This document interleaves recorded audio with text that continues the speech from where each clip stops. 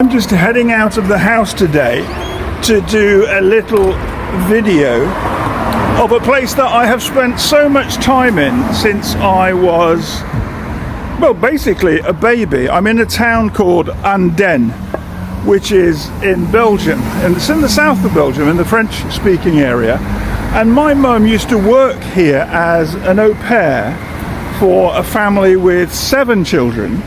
And so once I was born, as my parents used to come back and visit the families that she had, or the family rather, that she had worked with, it was a privilege for me to grow up every summer for a week or sometimes 2 or 3 weeks, visiting them in this town of Andenne and just getting to know the place. And 60 years later, I'm back here again. I haven't been here for almost 15 years, but I haven't been here for a long time, but it's great to be back. And I was walking around town earlier today with my wife because it's her first visit to Belgium. But what was important for me was to realize the significance of the family that I spent so much time with as a child, and the role that actually they had in me writing my first book here in Belgium. It wasn't something I'd ever expected, but it was something that seemed to happen fairly easily, because I was here one summer when I was 19 years old, and I was able to write my very first book at the house of the Meuse family, using what was basically an office space upstairs in a property very close to their house that I can actually see ahead of me on this street here. But it was an amazing opportunity for me as a 19-year-old kid. I'd been on a summer camp in where was it? It was in the Catskill Mountains in upstate New York. And it was a real opportunity for me as a youngster to be able to use a typewriter on a regular basis every day for 5 or 6 weeks as I spent the summer here and enjoyed that time and that opportunity, being away from home and away from my parents and my brothers and sisters, and just having that extra opportunity for myself, just private time. I think it was the first time since I'd started school as a 5-year-old that I actually ever had so much time to myself. It was a real privilege, and I used that time and that opportunity to type out the manuscript that became my book about travelling around the United States. And it was in this town with all these amazing buildings and the garden spaces behind them that I was able to sit down that summer, and every day right before lunch, and then go back to the family house here, the Belgian family, and have lunch with them. And then as they went back to their office, I would go up to the top floor and their attic space and write my manuscript. And the building where I wrote it is just coming up here opposite me on camera there. So I can see over this wall the space that I wrote in. I can just point it out up here.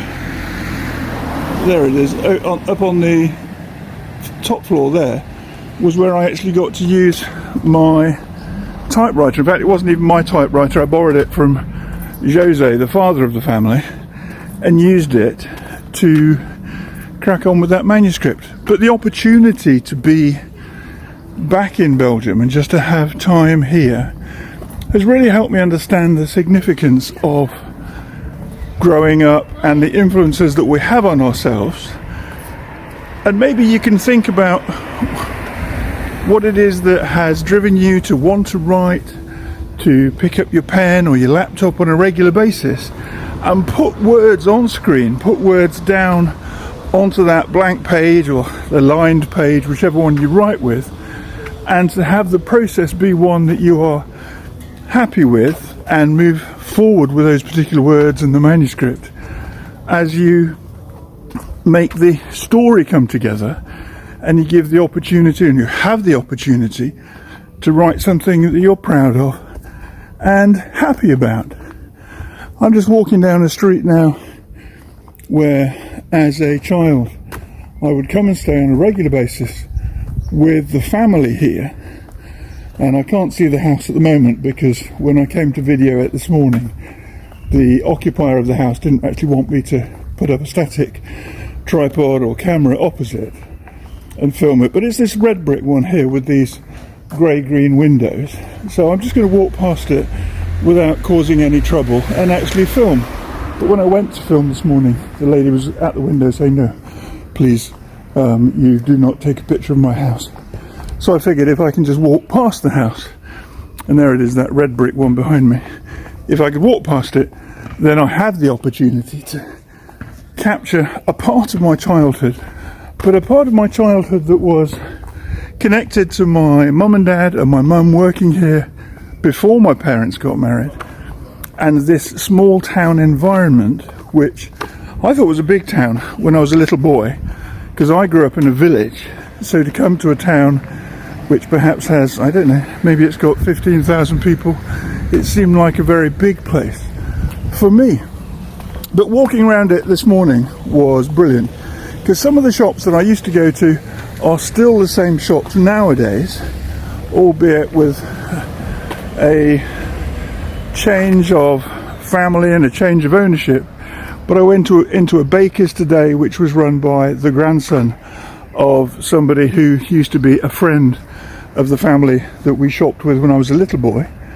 And I also went into a clothing shop with my wife where she bought some things to take back to Mexico, and the lady who was there was actually aware of and had known the people who were the mother and father of the family that we used to come and stay with, the family that my mum had worked for when they were a pair of young parents raising those 7 children. So I'm just going to take you back through town as I chat with you about some of the things that have been important for me. This last few days I've been into some amazing stationery shops. I've been able to pick up 2 new Kaweco fountain pens. They're of a type I've never seen before. One has a green barrel and a jet black nib, and then it has a black barrel cap, so it has those contrasting colours. And the other one is, well, I bought a Tintin figure because Tintin was the first comic books that I used to read as a kid, and the one I picked up in Namur, which is a town very close to here, that one had a white or a cream barrel colour and then a blue cap, very much like the blue of Tintin's sweater that he wears. There's that red brick house again, just getting it in frame with the green window frames over my shoulder. But I was able to buy those new Kaweco pens, which I've never seen before. They're much bigger than the Kaweco Sport, and they have the barrel that just clips on. It doesn't screw on to the, sorry, they have the cap that clips on rather than screw onto the barrel. And they're great. Each of them takes 2 of the little international fountain pens, 2 of the international fountain pen cartridges, and I can use those, and they fit nicely in that brown leather wrist bag that I carry, which you've seen in some of my videos. But just to be back here again is quite amazing. I'm just up I'm walking up now near the town square. I'm walking back towards, you can see it here, the office where I spent that summer as a 19-year-old writing upstairs on a typewriter. I think if I go up to the wall, you can see over the wall there now. But that was originally the office of the family that I lived with and which I'm staying with again today. The family connection has always been there, more than 60 years after my mum worked for them as their au pair. But yeah, this is the building where I first sat down with a typewriter for a whole summer, those 6 or 7 weeks, and actually thought of myself as potentially having the opportunity to be a writer. It was upstairs on this top floor where you see the window there, and that was where I was able to create that history for myself, with a room that overlooked the garden and gave me that sense of, okay, I can put the words together, I can create something that is special for me and which gives me that sense of history. And here's the front of the building. Very beautiful red brick, a basement underneath, and a 3-story house with the small windows upstairs on the top floor. But yeah, that was where I had that brilliant first experience. And I record this really just to say, think about the influences that you had on you as a person who likes to write, wants to write, and has that sense of pushing words forward in a direction where you can see for yourself the importance of them. I know I'm repeating myself, but forgive me, I wanted to do this as a single shot video, walking around the little town of Andenne. It's quite funny here, I'm at the back of the town hall, and I can actually see the filing cabinets of the town hall. Everything stacked neatly and looking very good from an administrative perspective for a local authority. Here's another beautiful building. Look at this one, number 32. Absolutely stunning. Gorgeous property. And we're just off the town square. And I wanted to bring you with me on this little walk around because this is an important town for me. And to be able to share it is very special. So I started off reading French here. I started with the Tintin books, things like Tintin and Le Temple du Soleil, or Coquille en Stock, or Le Trésor de Rackham Rouge. So those are books like Red Rackham's Treasure and The Temple of the Sun.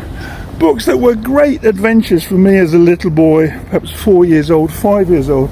Obviously an English speaker at that point, but having that sense or understanding of, first of all, constructing a story through the characters that were part of, reading the Tintin hardback magazines, really is what they were. They weren't cartoon books or comic books, they were somehow a combination of the two, but the fact that I could read the speech in bubbles of the characters as they went through the story, that was how I started to learn French. That's the town hall you can see behind me. I'm in the central square of Andenne now. It's a beautiful, large space, and it just gives me that sense of a place where I was a little boy, coming first as a baby and then coming here every single year until I was 18 years old, then 19 years old, and then had a break for multiple years when I went to live in Mexico as a student. But yeah, this is the town of Andenne. I really love it. It has such meaning for me, and it allows me to feel connected to my family history through my mum, through the Meuse family that were part of my childhood, and the sense of belonging somewhere, which I think is really important and which gives you that sense of groundedness, or of having roots that matter, roots that give you confidence. They allow you to know that you belong somewhere.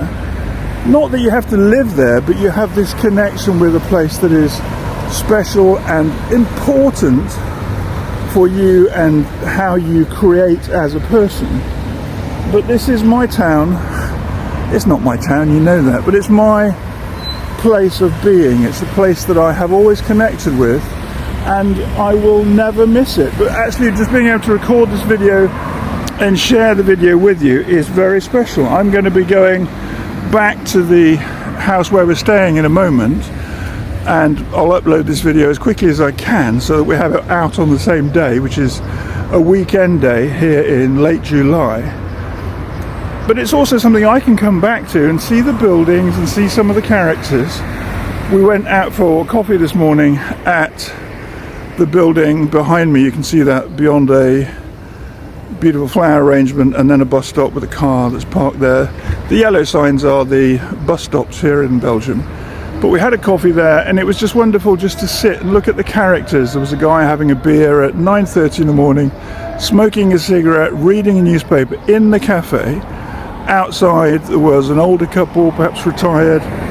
They were joined by some friends, and they were chatting then, and he was smoking a cigar, and just the opportunity to pick up on these conversations with people and overhear their discussions amongst themselves was really important. In one of the buildings where that black car's just pulled out, on the corner, this